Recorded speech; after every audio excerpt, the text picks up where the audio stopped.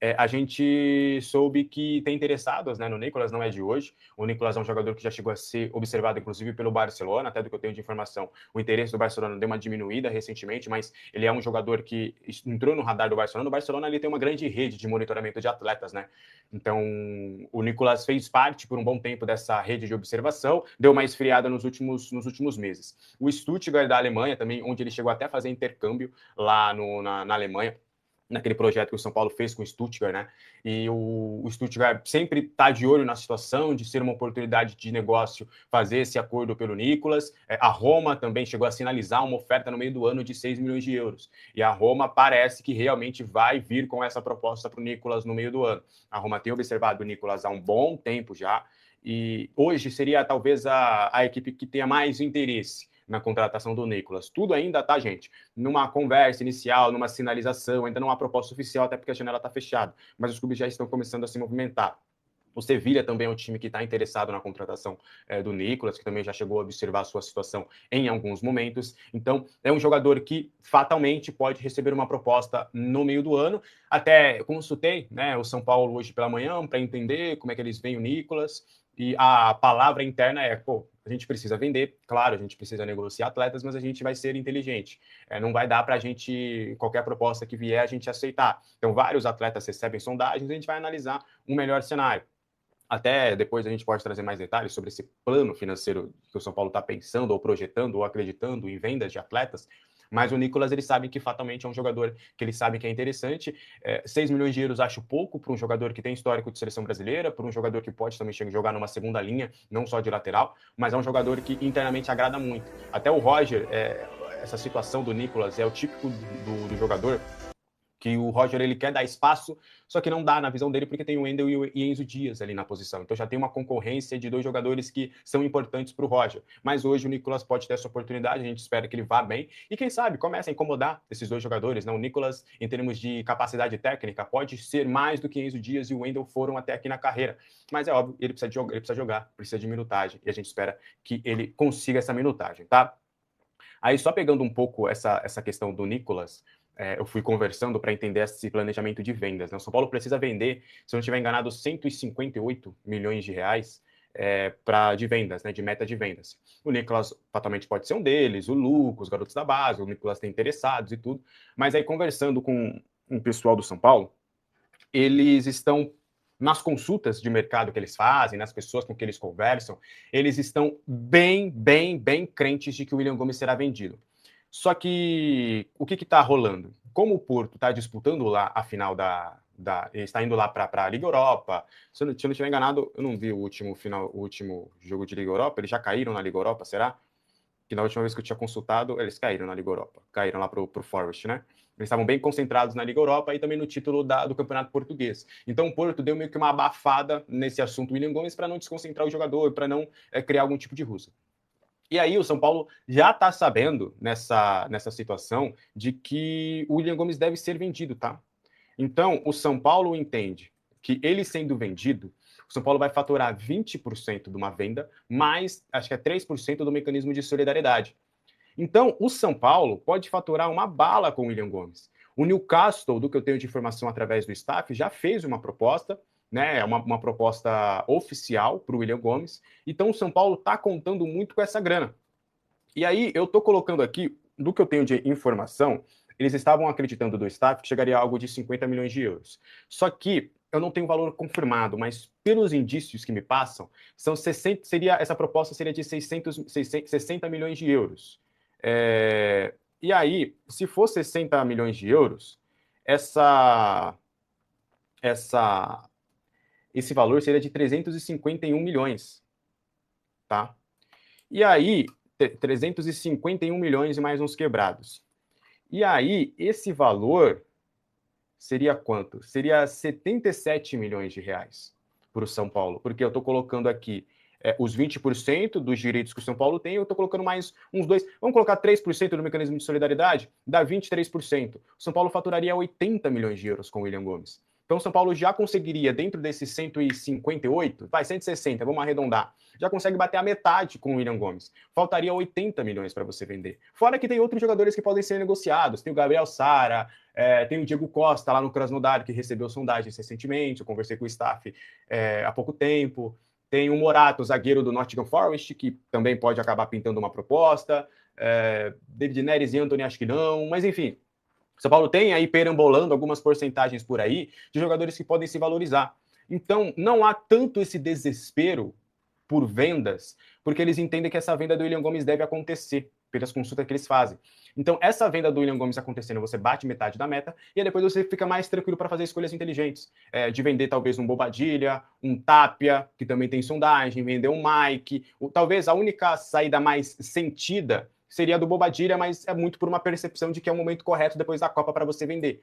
Então, o São Paulo entende que o mercado do meio do ano vai ser um pouco mais tranquilo referente a vendas, que não vai haver um desespero exacerbado para você conseguir fazer algumas vendas, e muito do William Gomes vai ajudar nisso, tá?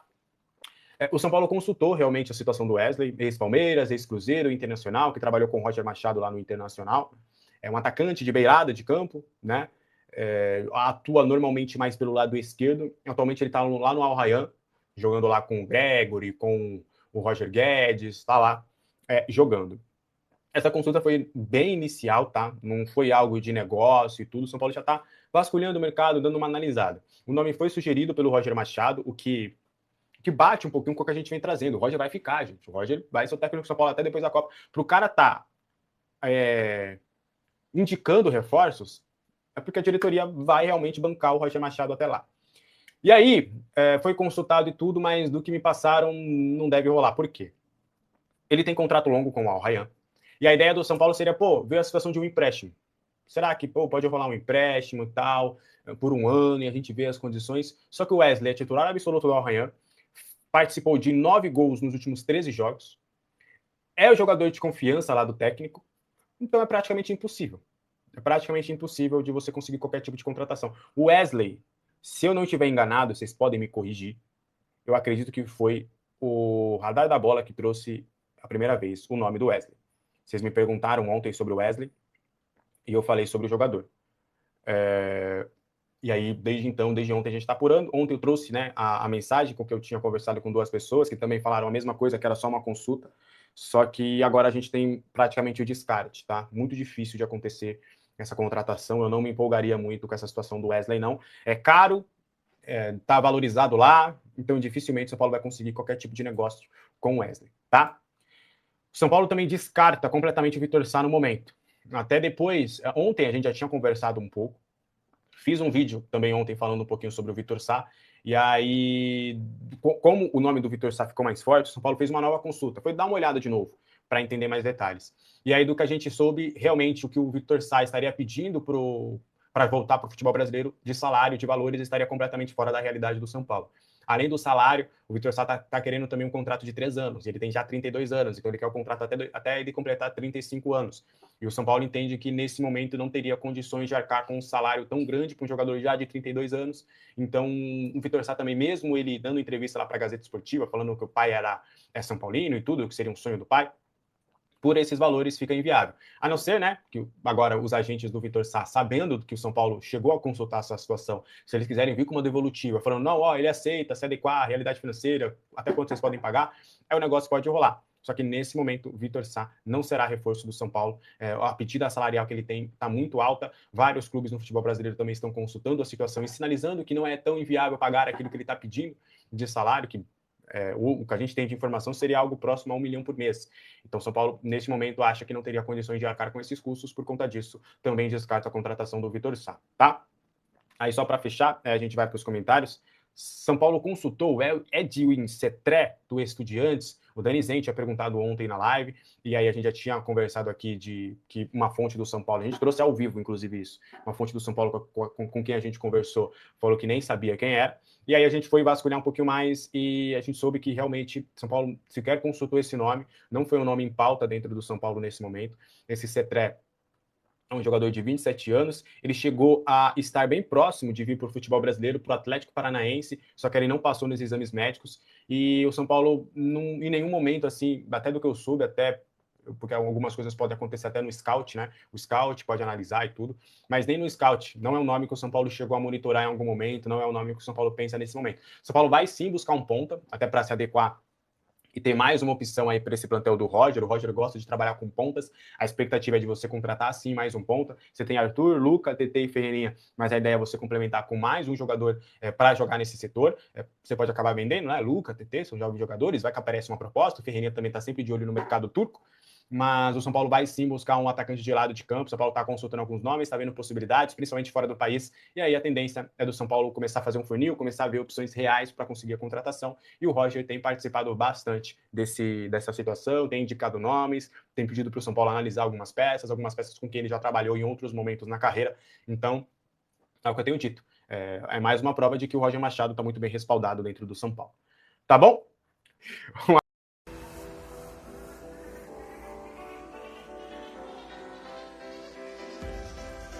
Danilo Lavieri, vamos falar de São Paulo então, que ontem, né, empatou lá em Bogotá com o Milionários, praticamente todo o time reserva, né?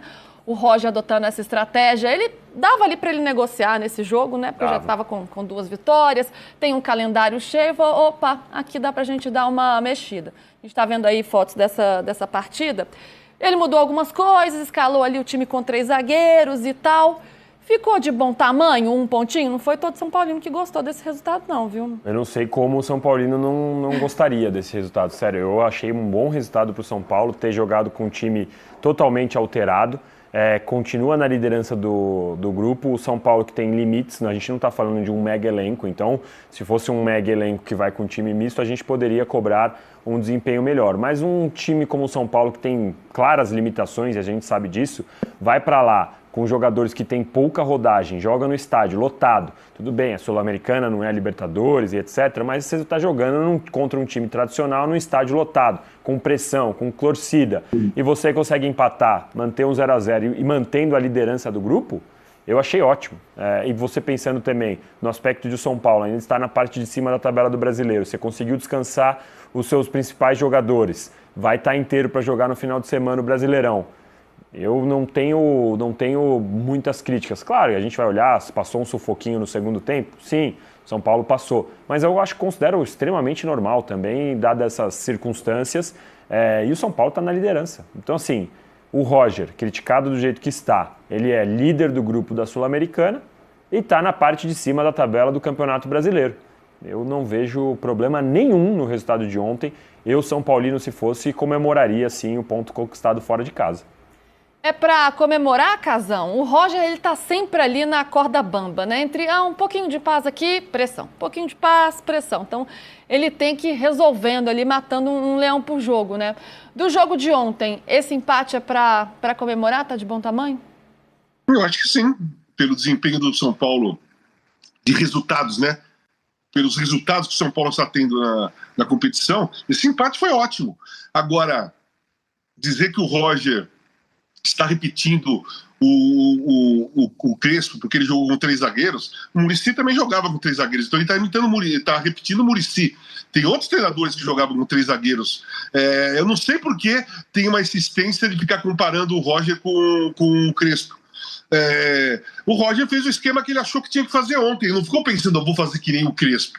Não tem isso. Vou fazer aquilo que eu acho que eu tenho que fazer.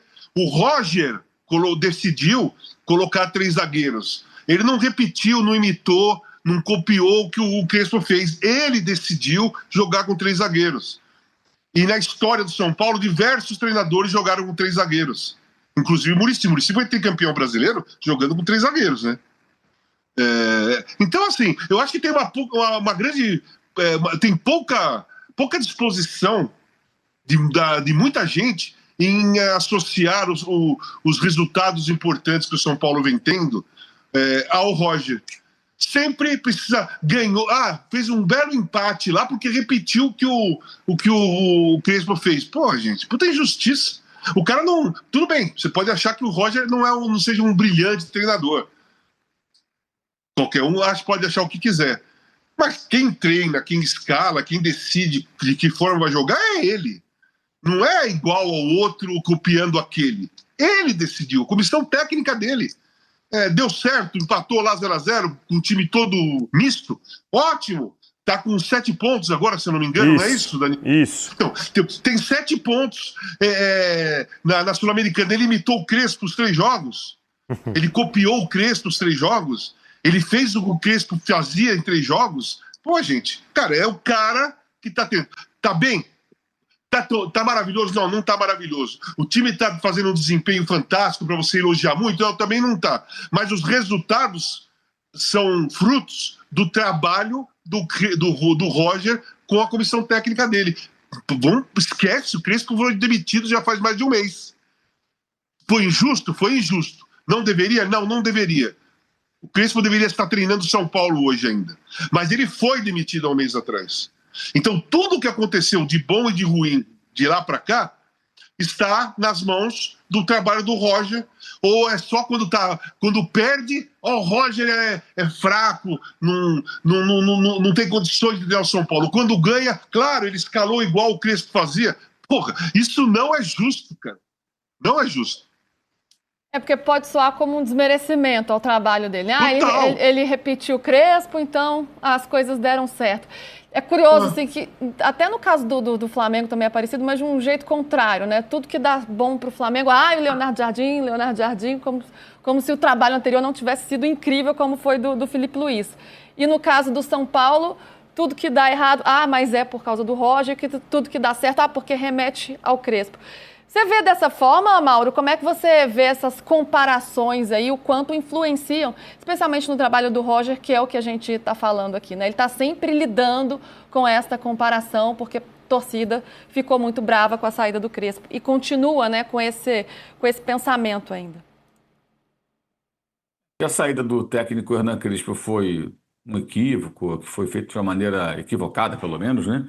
Isso para mim, uma obviedade, mas não há como ter essa certeza toda de que estaria tão melhor assim com o Crespo se ele continuasse com esse mesmo grupo de jogadores jogando nas mesmas competições, né?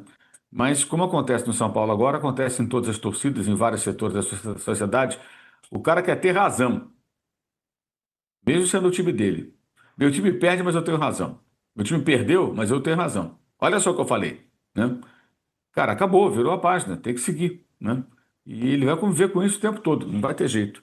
E no imaginário dessas pessoas, São Paulo estaria liderando o brasileiro e ganhando todos os jogos, porque o Crespo operaria esse milagre, seria um milagre. O começo foi bom, ele vivia um bom momento, mas muito pouco, gente, é uma amostra pequena, e a realidade do elenco de São Paulo é essa. Mas acho que isso só vai acabar no dia que o Roger foi embora de São Paulo. Infelizmente, ele vai ter que conviver com isso, acho que o tempo todo, pelo jeito. Qualquer coisa que ele faça vai ter crítica, comparação, não tem jeito. Você citou aí o caso do Felipe Luiz, é a mesma coisa. Acontece a mesma coisa. O Flamengo ganhou de 4-0 domingo do Atlético Mineiro, tinha torcedor em rede social, falou, viu, melhorou, eu estava certo. Mas quem garante que se o Felipe continuasse não estaria bem? Né? No dia dos 3-0 do Bragantino, o cara não falou nada. É assim, o tempo todo assim. Aliás, o time que o Felipe Luiz treinava só foi eliminado da Copa do Mundo de clubes por esse Bayern que jogou ontem, empatou em 120 com esse PSG que jogou ontem, foi o único que ganhou do Chelsea, campeão da Copa do Mundo de clubes, né? E os caras reclamam. Quer dizer, você imagina? Não adianta. Isso acho que é questão muito do momento que vivemos, sabe?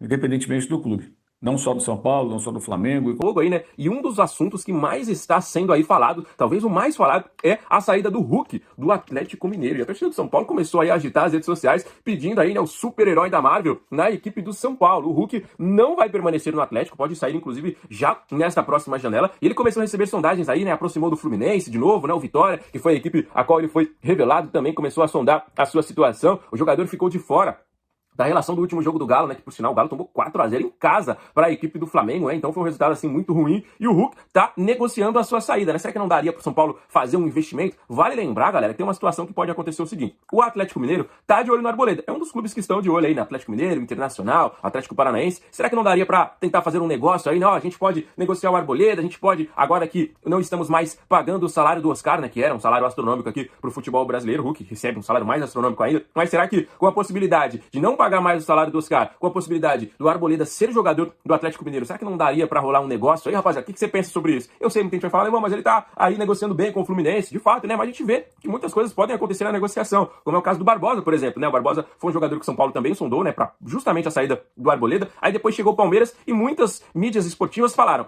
agora está fechado, o Barbosa será jogador do Palmeiras, tá oficialmente cravado. Aí daqui a pouco, do nada, o Cruzeiro chegou no negócio. A gente vê muitos e muitos chapéus acontecendo. Obviamente, Palmeiras, Cruzeiro, todas essas equipes aí têm muito dinheiro para fazer os investimentos, né? O São Paulo não tem hoje a possibilidade de chegar em qualquer equipe e dar um chapéu nos caras, né? Não tem. A parte financeira hoje do clube não permite que isso aconteça. Mas, às vezes, a gente começa a sonhar, né? A gente começa a imaginar alguns cenários, né? E se o Arboleda for para lá? E se agora a gente não pagar o Oscar e pagar esse valor investindo aí na contratação do Hulk? E se vender algum jogador? E se não sei o quê? Então, o Hulk é um grande jogador, né? Sempre fez muitos e muitos gols por onde passou. O São Paulo foi uma das grandes vítimas do Hulk aqui no futebol brasileiro. O cara fez alguns gols que realmente é absurdo, né? Principalmente de falta, aquele chute fortíssimo que ele tem, já castigou o São Paulo em algumas oportunidades, né? E o jogador já tá decidido, vai deixar o Atlético Mineiro, né? E pra mim as portas do São Paulo têm que estar mais do que abertas a esse grande atacante. Eu acho que o Hulk é um dos melhores atacantes, com toda certeza, do futebol brasileiro, né? Um jogador acima da média, um jogador que tem um talento, assim, de fato absurdo, um jogador que tem um nível realmente muito impressionante, apesar de ter uma idade bem avançada, isso é verdade, mas o nível que o Hulk joga tem garoto de 18, 19, 20 que não joga. Então, eu acho que a idade, às vezes, ela é só um número, né? Muito das vezes obviamente, o jogador ali, vai ter que parar, não sei o quê, mas às vezes, um jogador de 40 anos, como é o caso do Hulk, joga melhor que um moleque de 18, 19, 20 que tá no seu auge físico, né? Então, a técnica do Hulk, muitos não vão ter, né? Pode jogar aí pra sempre que a técnica não vai ter. A parte física do cara, de fato, também é impressionante. Ele corre muito, é um dos jogadores que também mais corre, um jogador que, obviamente, dispensa apresentações. Todo mundo já viu o Hulk jogando aí. Se não assiste o jogo do Atlético Mineiro, já viu ele fazendo gol aí recentemente na equipe do São Paulo. Então, rapaziada, quero saber a opinião de vocês aí. O que vocês pensam, né? Será que dá pro São Paulo fazer um investimento? Será que é possível? Será que se a gente ir avançando numa Copa do Brasil e avançando numa Sul-Americana, será que não é possível? Será que agora com a possibilidade do São Paulo se transformar numa SAF, né, que a gente viu a proposta chegando aí oficialmente nesta última semana, será que o São Paulo se transformando numa SAF poderia trazer o Hulk aí como o primeiro grande investimento para a equipe? Muitos cenários são possíveis, né, rapaziada? A gente como torcedor sonha, né? Como todo torcedor, quem nunca, né, que atira a primeira pedra, falou, pô, se sei lá, o Neymar pudesse jogar no São Paulo, o Messi, né? Todo mundo sonha com grandes jogadores vestindo a camisa da nossa equipe. E agora a gente fica nessa esperança, né, de uma SAF, de um clube que pode se erguer, de um clube que pode aí, né, inclusive voltar para os seus... O pontapé inicial será através de um comentário que me mandaram, que parece que não, mas tem tudo a ver com o assunto inicial desse vídeo aqui. E a mensagem é do Enzo Silva. Renato, tu viu PSG e Bayern? O Manuel Neuer tomou 5 gols e não fez uma defesa boa. Rafael é 10 vezes melhor que ele, sem clubismo. Rapaz, por onde eu começo? Bom, começo falando que foi um baita de um jogo, hein? PSG 5, Bayern de Munique 4 pela UEFA Champions League. Foi um jogo impecável. Foi o néctar do futebol mundial praticado naquele gramado. E o baque foi grande, hein? Porque durante a noite eu acompanhei alguns jogos da rodada da Sul-Americana e foi de arder os olhos. O contraste foi violento. Mas assim, o Neuer tomou 5 gols do PSG, não é? Não foi do Palmeiras. Lá o nível é muito superior. E o Neuer tem 40 anos e cata muito melhor que vários goleiros de 25, 30 anos. E é goleiro de Copa do Mundo, hein? O nível é outro. E eu não tô querendo diminuir o potencial do Rafael e a importância dele por causa disso. Até porque o Rafael vem sendo muito importante pro São Paulo. Mesmo não tendo aquele macete de pegar pênalti, que deveria ter. Deveria treinar mais para isso. Mas o Rafael é importante. E falando nisso, o Rafael foi um dos desfalques do São Paulo no jogo contra o Milionários lá na Colômbia, válido pela Copa Sul-Americana. Roger Machado tomou umas cornetadas de uma turma da mídia tendenciosa porque deixou os principais jogadores do São Paulo aqui no Brasil e jogou um time misto, uma mescla de alguns jogadores do time titular, com os reservas e os garotos da base. Poxa, isso é hora de colocar os reservas justamente numa partida fora de casa? Botou a molecada crua no jogo? Quer queimar os moleques? Peraí, vamos conversar. Fui contra a vinda do Roger Machado, eu faço questão de salientar, porém, ele tem razão, tinha que fazer isso. Mas assim, o São Paulo não tem um plantel para encarar Campeonato Brasileiro, Copa do Brasil e Sul-Americana. E a Sul-Americana foi o campeonato que o São Paulo escolheu não para focar, mas para mesclar, botar os reservas com a molecada para ver o que dá para tirar disso daí. E mesmo com esse 0-0 provindo de um jogo feio de arder os olhos, deu para extrair bastante coisa. E eu vou contar algumas aqui que provavelmente você não vai ver por aí. Até porque nesse momento o foco de um pessoal da mídia aí é dar aquela tradicional esculachada no jogo, aquela rebaixada na partida, porque reclamar da audiência. Tivemos aí a tão esperada estreia do goleiro Coronel, e eu não sei você, mas eu senti uma segurança nesse goleiro. Posso estar enganado, de repente ele é um bagre com luvas, mas eu gostei de ver. Só que tem uma observação, estão tirando sarro do Coronel por causa desse lance aqui. Do nada ele deu uma rodada com a bola na mão e deu a saída. Inocente que sou, na hora que eu vi ele fazendo isso, eu imaginei que ele estava obedecendo a regra do gatilho da bola rodada para trás. Lembra? Obedeceu a regra do gatilho da bola rodada para trás, mas ele teve pouca pressão. Mas eu vi aqui que o próprio Coroné apareceu e explicou por que fez aquela jogada. Vou compartilhar com você. Pra fechar, tem um lance que tá viralizando que você dá um girinho antes de dar a reposição. É um hábito seu? O que foi aquilo? Sim, é algo que eu faço com frequência, só pra ver se não tem nenhum atacante ali esperando eu colocar a bola no chão. Então, teve o giro sim, mas foi pra ver se não tinha nenhum adversário, depois soltar a bola no chão e fazer a reposição. Eu acho que foi cera e ele ficou com vergonha de falar, porque o bicho que faz cera, hein? Tem mais observações sobre essa partida. O trio de zaga funcionou, que é uma beleza. O Sabino matou a pau, foi o melhor da partida, na minha opinião. Se o goleiro é o Coronel, o Sabino foi o xerife. Notei também que os garotos da base não estão prontos. Eu achei eles bem crus. Isso não é uma crítica, é apenas uma observação. Mas o segredo é esse, é botar pra jogar. Não importa se é no Morumbi, se é fora de casa, tem que colocar pra jogar. Só assim que eles vão melhorando. O melhor garoto da base na partida já não é mais um garoto, né? Mas o cara me surpreendeu bastante. Foi o Luan. Tá meio lento, talvez porque provavelmente tá fora de forma, mas ele tá bem seguro. Cedric provou por A mais B que não serve pra jogar no São Paulo nem no time C. O cara ruim de bola, rapaz. Eu não tô nem falando do passado dele. Os clubes que ele jogou, meu amigo, tem que ter pelo menos um pouco de potencial pra jogar ali. Só que ele não tem mais esse potencial, acho que escorreu pelo ralo na hora do banho. Rapaz, deu vergonha alheia de ver esse cara jogar. Ele pode dar as mãos pro André Silva e sumir do São Paulo. O André Silva é outro que não tem mais condições. O Tapia é aquilo que eu chamo de situação curiosa. O cara é rápido demais, pensa num cara veloz. Só que a velocidade é tanta que quando ele chega na bola, ele não lembra o que tem que fazer. A memória ficou no meio do caminho, a mente não conseguiu acompanhar a velocidade do corpo. E o sujeito adora dar o drible da vaca. Já tá bom pra jogar em um time de fazenda. E dos que entraram na partida, eu queria destacar o Ferreirinha, que jogou na posição do cabeleireiro. Só penteava e cortava. Toda hora lá, penteando. Isso é bom pra segurar jogo, mas pra evolução do time, é outra história. Moral da história, qual foi a lição que deu pra tirar dessa partida aí? Inclusive, o Roger Machado deve ter anotado muito bem. O São Paulo tem os 11 jogadores titulares e mais 4. No máximo 4 jogadores do banco que dá pra contar. O resto, só por Deus. O São Paulo tem um elenco curto e é com isso que o Roger Machado vai ter que trabalhar. Ele não é um treinador bom. Não é. Ele tá bem longe disso. E o plantel também não ajuda. Eu ando recebendo alguns comentários dos seguidores aqui do canal dizendo que eu tô pegando muito pesado nas críticas ao Roger Machado. Porque ele não tem culpa, nem de vir. E também não tem culpa dessa crise que o São Paulo se enfiou. Eu sei disso, eu entendo perfeitamente. Mas mesmo assim eu acho que ele não é um treinador pro São Paulo. Mas já que ele tá aí, nos resta torcer. Mas eu vou prometer uma coisa aqui. No dia 10 de maio vai ter Corinthians e São Paulo lá no Itaquerão. E se o São Paulo vencer essa partida, se o São Paulo ganhar do Corinthians lá dentro, eu paro de criticar a vinda do Roger Machado pro São Paulo e ele vai ter o meu total apoio. Não que eu não vá dar aquela cornetada em uma substituição errada, coisa básica, né? Mas da vinda dele eu não falo mais. Tá? Além desse aporte inicial, o Diego Fernandes teria um investimento. O Diego Fernandes é o fundo, tá? Porque o Diego Fernandes em si ele não vai ser o cara responsável por colocar a maior parte dessa grana. Nos primeiros 10 anos de investimento, a ideia do Diego Fernandes seria investir algo em torno de 8 bilhões de reais, os quais inclui tudo isso. Parece muito, mas não é tão assim. O São Paulo arrecada um pouco mais se a gente for colocar 10 anos, tá? Hoje o São Paulo tá com faturamento previsto para esse ano de 1 bi, só para vocês terem noção, tá? Então não é também, meu Deus, quando a gente traz o número de 8 bi, parece que pode ser algo, nossa, fantástico, mas calma, é diluído durante 10 anos.